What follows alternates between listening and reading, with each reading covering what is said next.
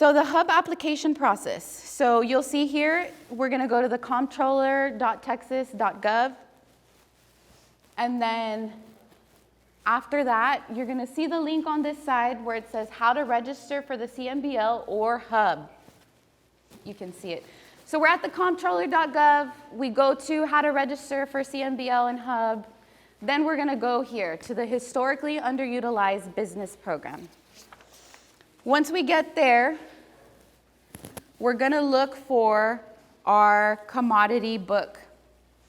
So what that is, those are our NIGP codes. We need NIGP codes to classify what you do. What is your good and service? What can you provide to the state of Texas? They classify them by codes. So advertising, we're going to go into the commodity book. I do not recommend printing out the commodity book. It's like 10,000 pages. So it is electronic. If you click on that NIGP commodity book, it's all electronic. You go searching based off of that. If you're advertising, search for, what are the services and goods that you provide? What can you do? If you're in marketing, if you're in clothing, if you're in construction, you're going to search by all the codes that you can provide, okay? And what that does is once you select all those codes, the codes generate a profile for yourself. When we go into the portal, you'll see what that profile looks like. So the NIGP codes, these are the National Institute of Government Purchasing Codes. It is a commodity and service code that are designated specifically for public procurement organizations and supplier diversity management. So that is what our NIGP codes stand for. This is what the NIGP code book looks like. They might be making slight variations. They are always making changes to this program, but this is what it'll look like. So you'll see here, you can search. I do have the link as well as to the commodity book. You'll search. This is just an example to show you these are the class codes. There is 2 digits in front of it as well. So it's going to be a 5-digit code, but this is all going to come out based off of your industry. So whatever you're in, if you're in construction, there's going to be 2 numbers in front of it, but you're going to list, I do concrete, whatever construction people do, all the list of things that you would do there. So you can find by keywords. Sometimes, and I've experienced this, where you go into the commodity book, you're putting what you do and it doesn't come out. You got to be creative in your wording. Sometimes you have to change the wording, think of something else, put something else in, and then they start coming out and you're like, okay, why didn't I think of that? So it's going to take some time to go through the NIGP book because you have to really find all of your services that you can provide. If you know them, you got them all, great. Sometimes some businesses find that it's a little harder to find, their codes are not coming out. If that's the case, call me. That's what I'm here for, is I'm here to help you do a deeper dive search on that NIGP code book.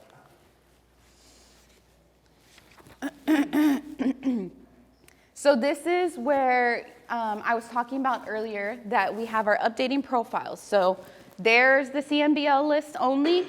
Then we have our hubs only, the hubs on the CMBL list, and then all vendors. So state agencies, if they're looking for hub vendors, they're just going to go to hubs only. They're not going to even search CMBL. They're not going to search all vendors. They're not going to search hubs on CMBL. If they're wanting to do business with a hub only, they're going to hub only. Okay? Are there any questions so far? No? Confused, baby? No problem. So now what we're going to do, this is a little bit different. Normally we don't do that, but what's happening is the state of Texas is constantly making changes to the hub program. Not in so much of like what qualifies, but just trying to make it better, improve. Previously, when you would apply for the hub program, it was obviously paper form. Now everything's going through the portal. With that being said, when you go through the portal process, it's taking 4 to 5 months. So the sooner you get it in there, the better. You want to finish it within the 90 days. These are all tips from experience. You want to finish it within the 90 days because if you don't finish it, your application gets deleted. You got to start all over again. So let's go through the portal training. So here it talks about the online certification system process. This is the process that they go through in order to review your application, you putting all your information on there. This is their chain of command, essentially. In preparation for the hub certificate, there's a form checklist. You can scan the QR code that's there. I know it might be a little small, but if you can get it, you can scan the QR code. It'll take you directly to that checklist. And so this is what I'm recommending now for our participants to go through. Before I was recommending paper form, but now what that checklist looks like is everything and anything you might need. You have questions, you might not have it, it has your answer here. So again, it's gonna depend on how you're incorporated. So what I will do is, I want for you all to be able to see that. So I do have a couple LLCs checklists. You can get them now, you can get them later. It's up to you. And then I also do have sole proprietorship. If you're not an LLC or sole proprietor, you can scan the QR code, go to the page, print it out, check it out there, okay? So now everybody's gotten situated, you've gotten your checklist. This is important, look through that. That's just one page, you're good. It kind of gives you more information than what I've covered, but this is gonna be your best friend. So really take a look at that. So now we're gonna go into the certification portal. How many of us have ever been hub certified or did not complete the application? Okay, we got a couple, so that's fine. This is what it looks like now. You're gonna go to, you can go to the comptroller's website. On the comptroller's website, if you land on the hub page, there's basically a big alert that says statewide system, and then it also gives you a timeline as far as how long they're taking as well. You click that link is gonna take you here. This is a Texas-wide hub system. If you are returning, you can still log in. If you were hub certified previously, you lost your hub certification, and need to renew, you can still use that same login. If you lost everything completely, just reset, create a new one, okay? So all users would go to Access or the hub certification right there. Application and renewal of the application. So new applicants are gonna click that first part. So your firm is not currently certified, you create an account, or I forgot my username and password, they'll give you a whole reset there. For recertification, that's gonna be below it. Alrighty.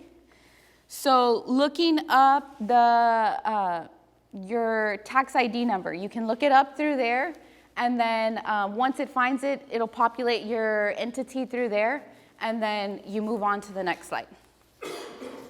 Enter your business information. This is extremely important because you want to make sure that you're selecting if this is your company, this is your company.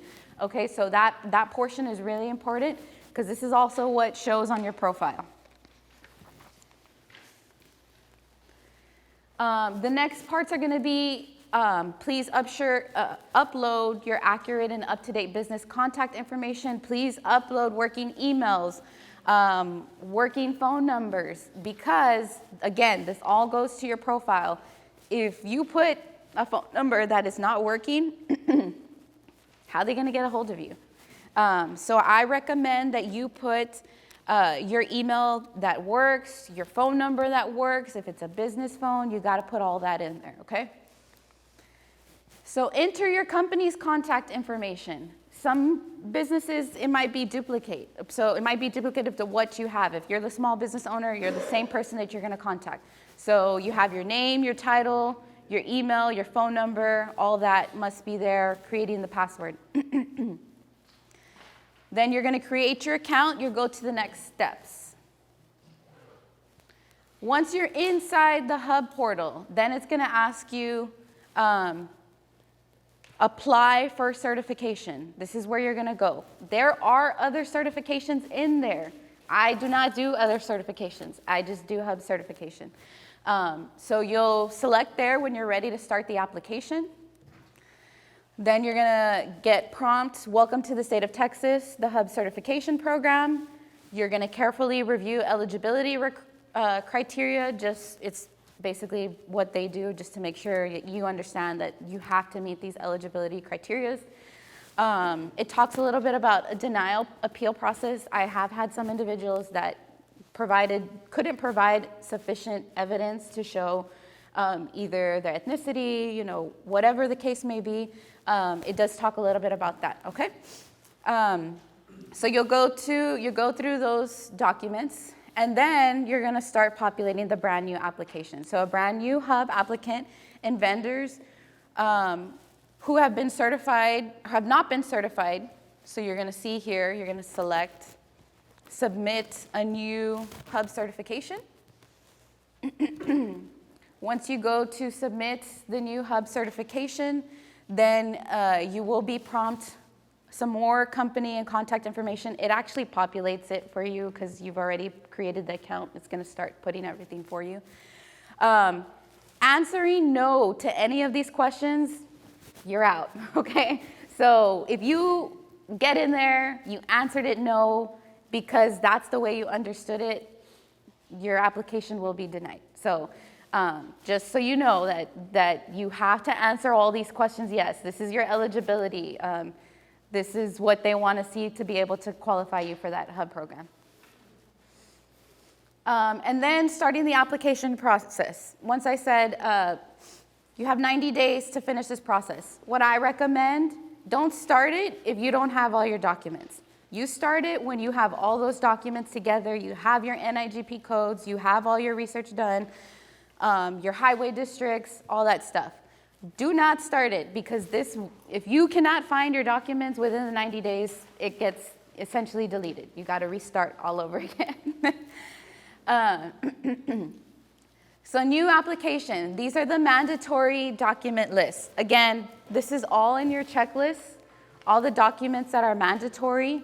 You're gonna see here, all the documents. So your proof of your EIN, your statement of eligibility, your proof of US citizenship, your ID, your proof of Texas residency, all this stuff. Once you get in the portal, you need to have all of the mandatory documents there, okay?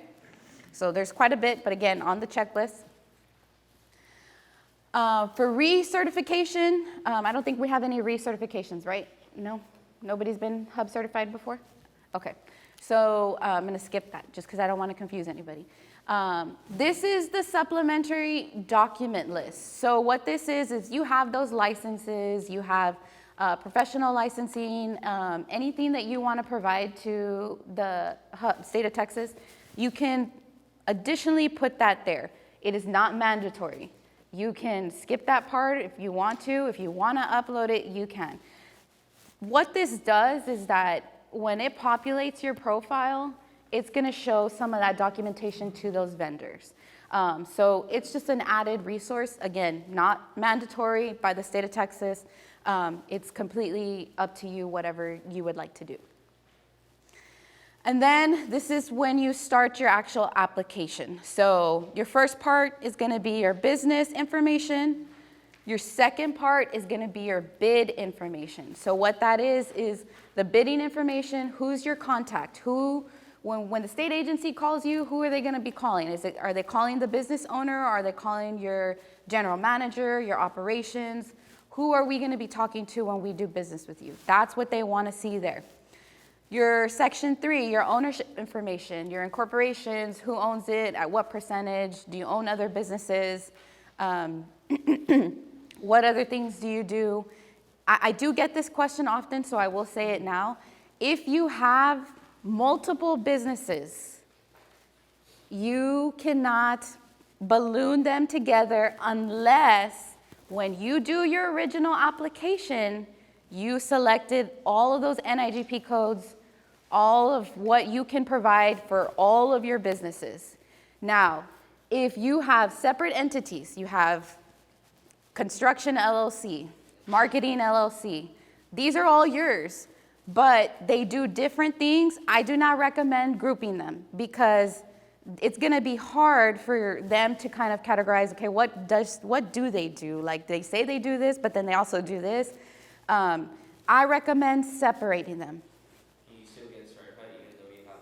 Yes, and that's why it'll ask you there because if you do 2 certifications for each business, they're gonna ask, you're actually gonna populate in the system already because of your name and your ownership. So I think we kind of went through it where we had to put the different ownerships and at what level and stuff, that will all come out. So if you're 51% and the other person's 40, the other person already has a business that's Hub certified in the portal, they might already populate. But this is for profile's sake. So once you create the profile, what I'm saying is I do not recommend grouping them together, okay? Because if the businesses are construction to marketing, 2 different things, okay? So I would not recommend you putting them together. Yes. Yes, you would have to do it twice. And that's also based on the code, so if you, like construction, like. So in construction, I see that to where like, if it's still similar to construction, you can still list those codes in your original application. Now, if it's like construction and somewhere in left field, then no, because I don't recommend it. Just because they can identify entities, they can identify your construction business from your marketing agency, okay? You don't want for them to group it all together and be like, well, I sent it to him. Well, you actually sent it to the construction business and they weren't interested. So it's just for, just to kind of differentiate between the 2, yeah. And then the very last portion is gonna be your document list. Your document list, again, to that checklist, I showed you all your mandatory documents. Those are all the documents you will need to upload. You have 90 days. Again, this will go through section 1. This is just your business information. I just kind of want to show you, give you an idea. Once you get in there, you're going to see all this for yourself anyways. But, your business name, how are you incorporated, your mailing address, your physical address, a continuation of some of this information. This is your business information right here. Again, it's repeated for sections 2 and 3. And you'll see there at the very top, there's that green line. As you keep going through the process, it's going to show you like a little percent chart, which is going to show you like you're 50% done with the Hub certificate. So it'll just kind of show you as you go when you're in the green. This is for additional business information. Here is where we talked about the NIGP codes and your class codes. So for our construction here, that's business category, heavy construction, right up there. Special trade, other services, whatever it is that you do, you're gonna categorize yourself, which is why I said you wouldn't wanna put construction with, because then when you select that you're doing heavy construction, it's not gonna really, doesn't categorize together. And if you list NIGP codes, which I have seen people do, like they still list NIGP codes that they do that for the construction company, it makes no sense because you're still doing heavy construction. You classified yourself as heavy construction. And then the NIGP code lookup. So what happens here is you click on the NIGP code lookup. So if you have your codes listed already, you're gonna go in there, you start entering the codes, they populate, and then you check them. And they'll go like that. Yes? So there's a process for every single entity that we apply for we have to go and start from the beginning? Yes. If you have multiple entities that are different in the lines of work, yes, you have to put them separate. Now, follow-up question. When it comes to the income, the person on the 10,000, 25 and stuff, they don't group them together, obviously, right? They don't add entities into them? Like one person having the sole proprietorship of 4 different businesses? Yeah. So they'll add them up, or they'll be each? No, they'll have to be each individual. Yes, yeah. And then our Texas highway districts. So here you'll see, you can also find the Texas highway districts on the commodity